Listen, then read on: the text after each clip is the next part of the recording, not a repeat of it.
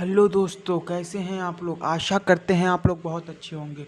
दोस्तों, हम जो आरसीसी का आपका जो लेक्चर फर्स्ट लाए थे उसमें हमने बताया था वर्किंग स्टेट मेथड बताया था। अब आपका जो दूसरा है चरम भार विधि आपको आज बताएंगे। आज आपका ये इंट्रोडक्शन पार्ट्स ख़त्म हो जाएंगे। अब कल हम आपका लिमिट स्टेट मेथड अभी शुरू करने वाले हैं। दोस्तों, जैसा कि आप जानते हैं चरम भार विधि अल्टीमेट लोड मेथड ये आपका क्या होता है। लेकिन दोस्तों, ये जो आपका है अल्टीमेट, ये तो इसका यूज़ हुआ, इसे स्टार्ट हुआ ख़त्म हो गया। ऐसे इसका स्टार्टिंग हुई और एंड हो गया, मतलब कि इसका यूज़ बहुत हो ही नहीं लमसम इसके बराबर। फिर इसको सुधारा हुआ रूप, एक दूसरा रूप आया लिमिट स्टेट मेथड। उसी तरह हम देखते हैं, जो इसका भी देख लेते हैं क्या है। इस विधि में अभिकल्पन करने पर कंक्रीट और प्रबलन इस्पात की सामर्थ्य का पूर्णतः लाभ उठाया जाता है और संरचना अधिक भार वहन कर लेती है। इनकी एक पॉइंट तो इस मेथड की ये हो गया है।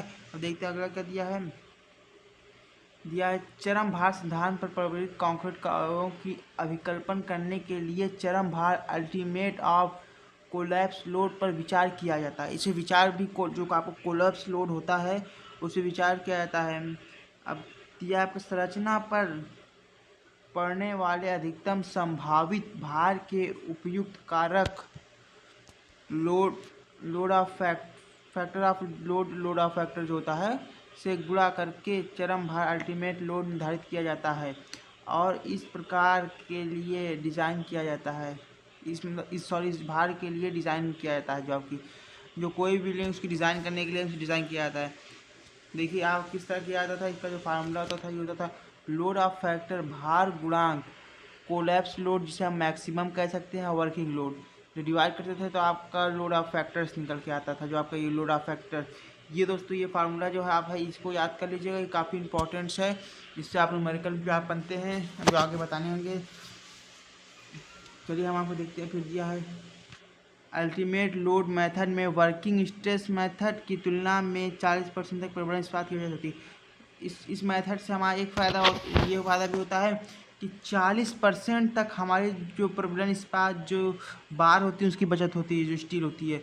इसका ये फ़ायदा है। अब देखते हैं अल्टीमेट के मेथड के दोष, कुछ के दोष भी देख लेते हैं। क्या चरम भार विधि में प्रबलित कंक्रीट की खंड माप काफ़ी छोटी थिंक सेक्शन होती है। अब छोटा सेक्शनों के लिए उपयोग की जाती है, बड़े सेक्शन के लिए नहीं।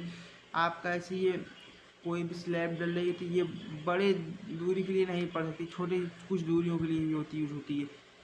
इसका ज़्यादा प्रयोग नहीं किया गया। चरम भार विधि में धरनों के कर्तन शेयर्स और अभिलाग बॉन्ड संबंधित सही जानकारी उपलब्ध नहीं आता। यह जांच तथ्यता सिद्धांत के आधार पर की जाती है, जो आपके इलास्टिसिटी होती है उसके आधार पर रहती है। इसमें कितनी तन्यता है, क्या है, इसके हिसाब से डिज़ाइन किया जाता है। इस विधि में कंक्रीट की संकुचन दरारें और गंध विरूपण पर भी कोई विचार नहीं किया था। ये जो क्रीप पे भी कोई विचार नहीं, मंद क्रीप पे जो होता है इसका कोई विचार नहीं किया था। बिना विचार किए बनाते हैं कि हमारी बिल्डिंग फेल होगी या कुछ नहीं, या हमारी बीम फेल होगी या कॉलम फेल होगा, उस पर ध्यान नहीं दिया था। और आपको जो बुक में दिया है लिमिट स्टेट मेथड से आज का डिज़ाइन जितनी भी चीज़ हो रही ये लिमिट स्टेट। जो आपका वर्किंग स्टेट मेथड होता है वो होता है आप जो ज़्यादा भार लग रहा है अधिक मटेरियल यूज करने के लिए। जैसे आपको ब्रिजेस हुए ये सब बनाने के लिए, डैम हुए, इन सब के लिए ज़्यादा उपयोग होता है। और जो लिमिट स्टेट मेथड ये आपका सबसे अच्छा, सबसे सस्ता, सबसे आसान था। इसमें कुछ लिमिट दी रहती हैं। लिमिट स्टेट मेथड एक तर्क संगत विधि है जो लिमिट लोड मेथड का सुधार रूप है। यह विधि सुघड़ प्लास्टिक अभिकल्पन पर आधारित है। ये जो प्लास्टिक अभिकल्पन पे इलास्टिक से प्लास्टिक में होती है। और आपको देखते हैं लिमिट स्टेट मेथड में संरचना अल्टीमेट स्ट्रेंथ के साथ साथ इसकी सेवा संयुक्त टिकाऊपन का विचार किया जाता है। इसमें जो आपके इसके जब डिज़ाइन किया जाता है एलएसएम को, जब डिज़ाइन किया जाता है लिमिट स्टेट मेथड को, तो इसमें जो इसकी स्ट्रेंथ है उस पर भी विचार किया जाता है। लिमिट स्टेट मेथड मुख्यतः दो सीमाएं पर विचार किया जाता है। इसकी दो सीमा पर विचार किया जाता है। भारतीय मानक ब्यूरो BIS के IS 456/2000 कोड इससे अभिकल्पन विधि पर अधिक बल दिया जाता है।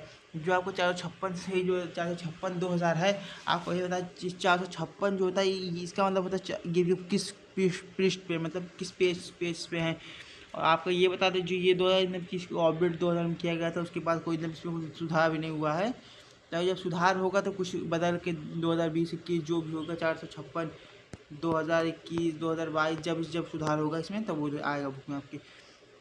चलिए अब देखते हैं, इसका हो गया लिमिट स्टेट मेथड के मुख्य सीमाएं। हमने इसमें 2 सीमाएं होती हैं, चलिए इसमें देख लेते हैं क्या है।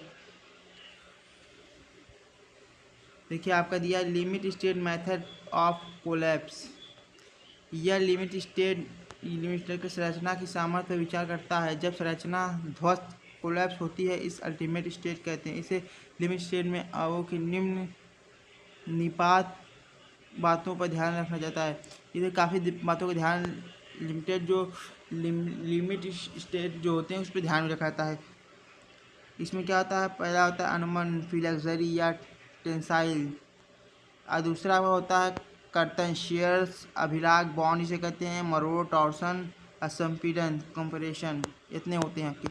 अब चलिए अगला देखते हैं यहाँ पर क्या दिया है, लिमिट स्टेट मेथड सर्वेबिलिटी। यह वह अवस्था है जब अत्यधिक विकृति के कारण संरचना सेवा योग्य न रहने का सीमांत अवस्था में 2 खंड हैं, जिसके तो 2 खंड होते हैं। दोस्तों अगर आपके पास PDF चाहिए तो हम आपको अपने टेलीग्राम चैनल का लिंक दे देंगे, नहीं तो आप जाकर आप सर्च भी कर सकते हैं अली स्टडी एजुकेशन का। आपको जो अली स्टडी एजुकेशन आप जाके टेलीग्राम पर सर्च करेंगे आपको वहाँ मिल जाएंगे सारे वीडियो, हाईवे के भी PDF मिल जाएंगे, जिससे हमें नोट्स भी सारी प्रोवाइड हो जाएंगी। अब चलिए हम देखते हैं यहाँ पर अगला क्या दिया है, लिमिट स्टेट मेथड ऑफ सेविटी। ये हो गया आपका। इसमें देखिए क्या क्या था, विक्षेप, दरारें, क्रैक्स, कंपन, वाइब्रेटर पर विचार किया जाता है। दोस्तों आज के लिए इतना। अगर ये वीडियो पसंद आई हो तो लाइक कमेंट्स एंड सब्सक्राइब करना ना भूलेंगे। अपने दोस्तों को शेयर करें ज़रूर करें। Thank you to watch.